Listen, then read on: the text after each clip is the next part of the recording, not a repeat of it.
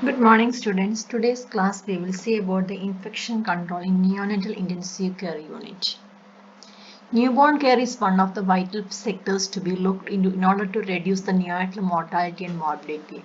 Infection is a great area of concern, especially for preterm babies. We are losing many babies because of the sepsis in the resource-limited settings. While it is difficult to treat neonatal sepsis, it is rather easier to prevent infection. Recommendations for prevention of neonatal sepsis is presented with a special reference to rural Indian scenario. The approach towards prevention of neonatal sepsis is multidisciplinary, comprising of neonatologists, hospital administrators, nursing staff, and engineers, thus making implementations easy. If equipment and other consumables are manufactured indigenously in bulk and in large quantities, the cost is bound to come down significantly, thus reducing the financial burden on hospitals and other healthcare costs of the country. With the Make in India initiative by Government of India, neonatal care should be see a paradigm shift. The present system of purely conservative approach must shift to high-end professional and preventive approach towards the management of neonatal cases, as cost of equipment, both consumables and non-consumables, are likely to come down across the board. Effective means of infection in the control of neonatal care intensive care units can be established once the journey of the microbe from the environment to the susceptible infant is understood. The microbes enter an NICU via visitors and healthcare workers and proliferate in susceptible site. They are spread to the neonate via contaminated equipment and contaminated hands of the healthcare workers. Once the babies are colonized, the organisms enter through their umbilical cord and skin during the procedures, thus venous access, parenteral fluids, enteral feeds, intubation, and suctioning of endotracheal tube. Definition of healthcare associated infection. Previously it was known as nosocomial infection, but at present it is known as the healthcare associated infections, or HAI in short. Infection that occurs in a patient as a result of care received at the healthcare facility and was not present at the time of arrival of the facility. HA starts on or rather after third day of admission to the healthcare facility. Day of admission is day 1, or on the day or at the day after the discharge from the facility. Replace formerly used nosocomial hospital infection because evidence has shown that these infections can affect patients in any setting where they receive health care. Definition of healthcare associated infections in newborn. Infections of a newborn that occurs after birth in a healthcare facility. The time frames between 72 hours and 7 days are often used. Infections occurring on the day of birth or admission or the day after are not healthcare associated infections.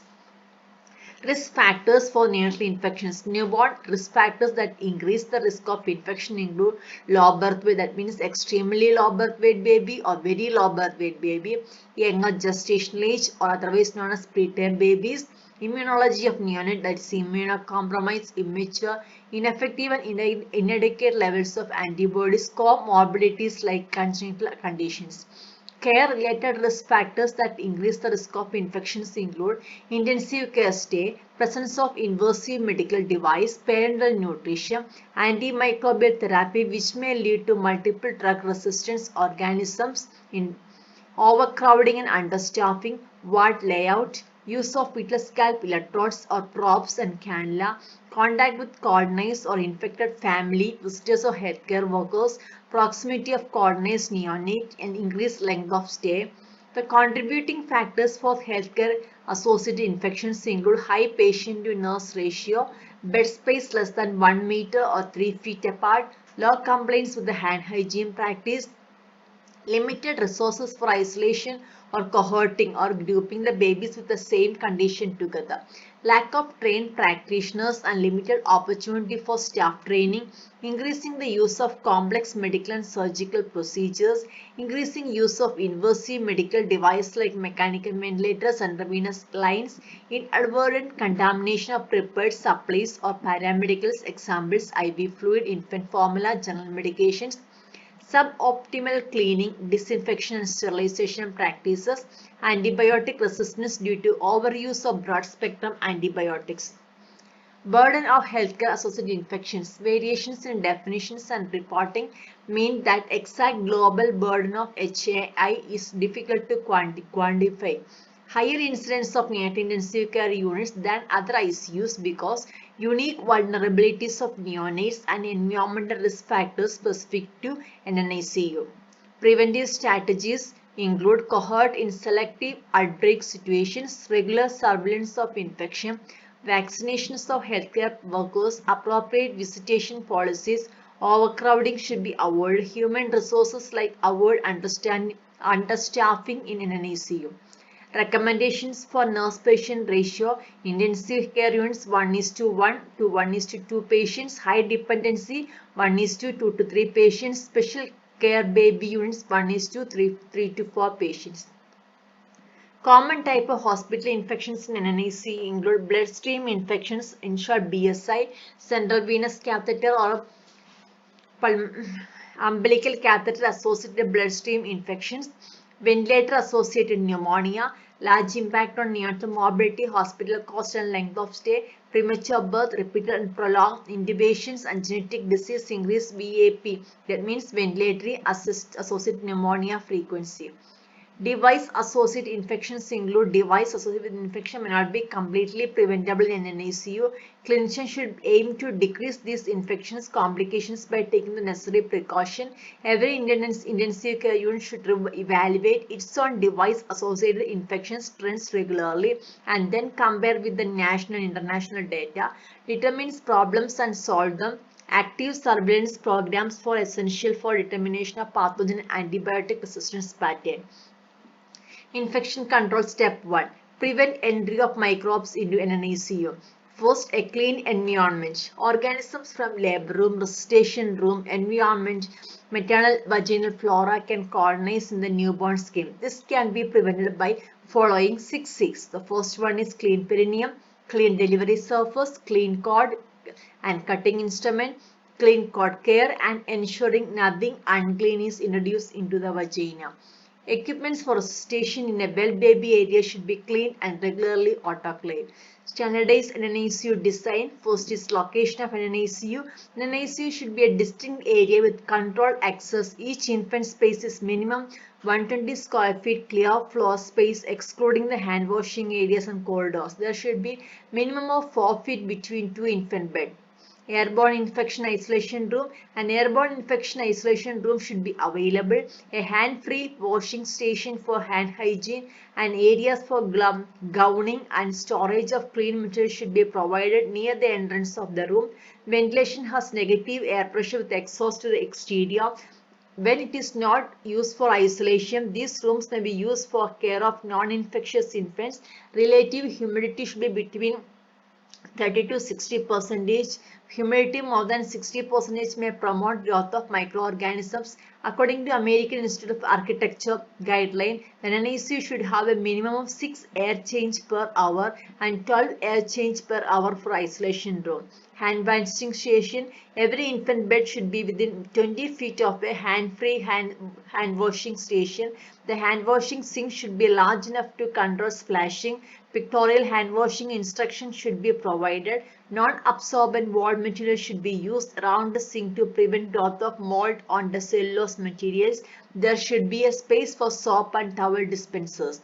Hand hygiene. CDC recommends hand washing before and after contact with every patient for 20 seconds and 40 to 60 seconds of hand washing before entering to an NICU. Step-by-step hand washing should be done as follows. All accessories should be removed. No watch, no bracelet, no rings on the fingers. Turn on water, wet hands, apply antimicrobial soap, rubbing palm to palm, rubbing palm all over dorsum, rubbing fingers interlaced, rubbing back of the finger, rotational rubbing of the thumbs, rubbing the wrist, rubbing the forearm, rinse under running water, turn off the water without contamination, hands dry with paper towel, wipe hands in fingertip to wrist direction, discard used paper in a garbage bin. Each of these actions must be done for a minimum of 5 seconds, taking a total 30 seconds. Use of alcohol-based hand rub. Alcohol-based hand rubs can be used as the hand hygiene agent if the hands are not visibly dirty or contaminated. They are proven to be more effective than standard hand washing. Alcohol rubs may use in between patient examination. At least 2 to 3 ml of hand rub should be applied to all over surface of the palm and fingers. Alcohol-based hand rubs are not useful after touching an infant patient or when the hands are soiled. Visitors policy or mobile restriction. Usually microbes enter an ICU through a person who enter an ICU and hence restriction of entry is a must. People with active infections of respiratory, mucocutaneous and gastrointestinal and children should not be allowed inside an ICU. Infected outborn infants should be managed in isolation room. An ICU should be a cell phone free zone. Gowning to reduce nosocomial infection. Studies have shown no reduction of infection during gowning period as compared to no gowning period. The focus should be adequate hand washing by all hospital personnel and visitors before handling the neonate. Jewelry and fingernails policy concerns recommended that all healthcare workers should not wear artificial fingernails or extenders when they are having direct contact with patients, and natural nails should be short, that is 0.5 centimeter long, approximately 1/4 inch long. Infection control. Step 2. Prevention of proliferation of microbes in the NICU. Good housekeeping routines are helpful in reducing the proliferation of microbes, thus preventing the curtailing spread of infection. Avoid wet areas inside NICU. Try and clean NICU unlikely to harbor microbes. The details of housekeeping routines and the waste disposal should be described in a tabular form. The daily activities, there should be daily, weekly routines. The daily activities should include incubators, warmers, syringe pump, infusion pump, phototherapy unit, mattress, pulse oximeter, oxygen hood, ventilator, CPAP machine, telephone, suction bottles, humidified chamber and water in bubble. Bag and mask should be immersed in 2% Sidex. Incubators cleaned with 2% bacillocide if not occupied by an infant. Laryngoscope, mask, stethoscope, measuring tape, thermometer, BP cuff, temperature, SpO2 probes. Torches should be by spirit. Walls, floor, and wash basins should be clean. Dustbins, bucket, waste empty during each shift and clean with soap and water. Weekly ventilator, CPAP, circuit procedures, set window air conditioners, refrigerators, thermometer, weighing scale, stethoscope, it should be cleaned. And waste disposal, it should be according to the institutional policy. Infection control. Step 3. Preventing infection spread from proliferation site to baby and from one baby to another. This is the most important step in preventing the spread of microbes from proliferative sites to baby and from one baby to another baby, that is cross contamination. The following steps are important. First one is nurse patient ratio. All units undertaking neonatal intensive care and high dependency care should have appropriate number of neonatal nurses. Recommended ratios 1:1 if the baby has multi-drug resistant microbes, 1:2 if the baby having similar organism or susceptible organism, 1:3 if the babies are already on adequate antibiotics cover. Second is use disposable. To break journey of microbes, ample disposables are needed. A baby kit containing stethoscope, measuring tape, thermometer and a torch in a sterile container should be available at each bed. There should be a separate syringe for each medication and for each baby. Each time a fresh suction catheter should be used for endotracheal suction. For each baby, separate gloves, antibiotics, vials, disposable respiratory circuit should be used. Do not keep formats, example flies, X-ray films and pens on the baby cot. For flushing the catheter, the stock solution should not be used. Epidemic of Enterobacter coli in NICU with the use of multi-drug antibiotic vial has been reported. The third, laminar flow system for drugs, fluids and TPN preparation. Use of laminar flow for preparation of total pain nutrition and other IV fluids decreases the local complications rate like thrombophlebitis, gangrene, abscess and sepsis. Infection control. Step 4. Prevent entry of microbes into the infant. Once microbes colonize the skin and umbilical cord, they enter the circulation. If there is any breach, and aseptic precautions and proper hygiene and during the procedures is crucial. First is cord care. Cord infections can be prevented through the promoting clean cord care and reducing harmful cord applications. WHO currently recommends dry cord care in developing countries and the use of soap and water solutions to clean the cord if visibly soiled. Skin injuries should be preventable by applying less adhesive tapes, using Tegaderm between skin and adhesive, precautions during adhesive removal, and by taking the skin-friendly Durapore instead of Dynaplast and Micropore. Baths should be avoided in hospitals instead of sponging may be done. Precautions during procedure. Aseptic precautions should be taken during all procedure. Hand scrubs to be done prior to each procedure. Skin area should be cleaned with spirit betadine and then with the spirit wipes. Disposable gloves should be worn. After insertion, cannula should be fixed with the transparent tape. The cannulation site should be monitored daily for signs of thrombophlebitis. In neonate, short catheters should be changed only when clinically indicated. Catheter inserted in emergency conditions increase the risk of non-compliance of insertion protocol, and thus catheters must be removed as soon as the patient condition is stabilized. Precautions during CVC or PSCC, umbilical catheter, and handling the catheter. Training and education of healthcare workers. Observe proper hand hygiene. Always allow povidone iodine to remain on the skin for at least 2 minutes prior to insertion. Wear sterile gloves. Use either sterile gauze or sterile transparent semi-permeable dressing to cover the catheter site. Monitor the catheter site visually or by palpation through the intact dressing. Replace catheter site dressing if the dressing becomes damp, loosened, or visibly soiled. Promptly remove any intravascular catheter that has no longer essential. Leave PSCC in place until IV therapy is complete unless evidence of complication.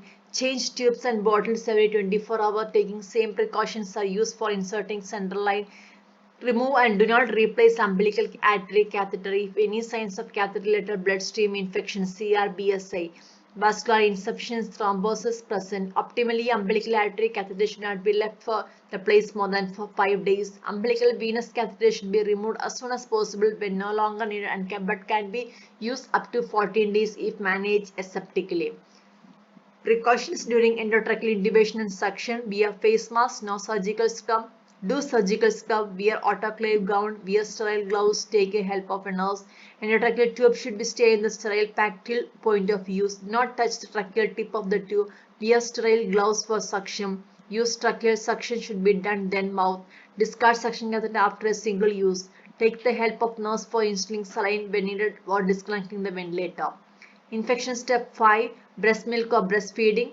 Correct preparation of formula milk. It is important to support breastfeeding and promote its benefits to the infants and young children. Encourage use of colostrum trophic feeds with express breast milk and non-nutritive sucking by the infant. Mothers entry to an NICU and pumping of milk to ensure adequate breast milk for the infant may be encouraged. Feed should not be left warming for more than 15 minutes. Infection control step 6. It is concurrent mother care. We already did another video. Infection control step 7. Decreases susceptibility baby to infections. The first one is early breastfeeding, use of colostrum, minimal enteral nutrition. Numerous studies have linked on mother's milk and colostrum feeding with a lower incidence of severity of nosocomial infection or late onset of sepsis in the premature infants. Trophic feeding has been benefits which include improved milk tolerance, greater postnatal growth, reduced systemic sepsis, and shorter hospital stay. Second, immunodilators. Current evidence does not support the use of IVIG and GM-CSF for prevention of nosocomial infection. Antifungal prophylaxis. Antifungal prophylaxis is recommended for all extreme low birth weight babies. Infection control steps 8. Infection control protocol. Prevention of nosocomial infection is the prime responsibility of all individuals.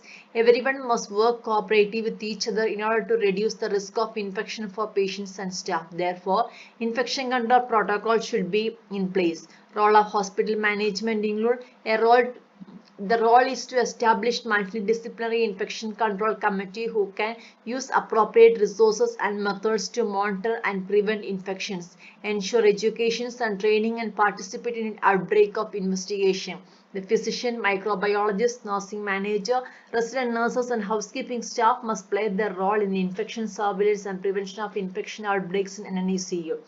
Infection Control Committee. Hospitals should have an Infection Control Committee in place with the goals to review and approve promptly. A yearly program of activity for surveillance and prevention. epidemiological surveillance data and identify areas of intervention, ensure appropriate staff training in infection control and safety, provide inputs into investigations of epidemics.